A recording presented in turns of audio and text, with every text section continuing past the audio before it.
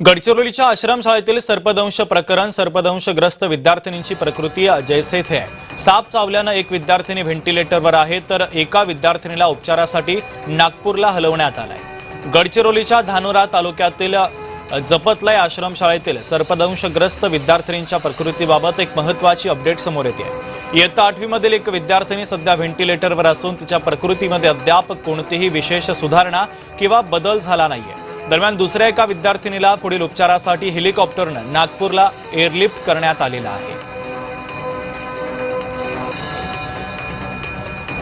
तुम्ही नक्षलवाद संपवला म्हणताय गडचिरोलीचा, म्हणून आदिवासींचे मृत्यू थांबलेले नाहीयेत। ते अशा पद्धतीने आपण मारताय। कसला विकास करताय तुम्ही आदिवासींचा? उपचार मिळत नाहीत आदिवासींना साप चावल्यावर, विंचू चावल्यावर, आणि तुम्ही गडचिरोलीची स्टील सिटी करायला निघालेला 3 विद्यार्थिनींच्या मृत्यूनं जर या राज्यांचं सरकार हळहळलं नसेल, अस्वस्थ झालं नसेल, तर यासारखं निर्दयी सरकार नाही। ज्या गोष्टी द्यायला पाहिजे ते दिलं जात नाही, योग्य जेवण दिलं जात नाही, झोपण्याची योग्य व्यवस्था नाही। अधिकारी फक्त त्या ठिकाणी जातात आणि फक्त नोंदी घेऊन येतात। हे कुठल्याही परिस्थितीत सहन केला जाणार नाही। काल रात्रीच माननीय मुख्यमंत्री महोदयाशी या संदर्भात चर्चा झाली।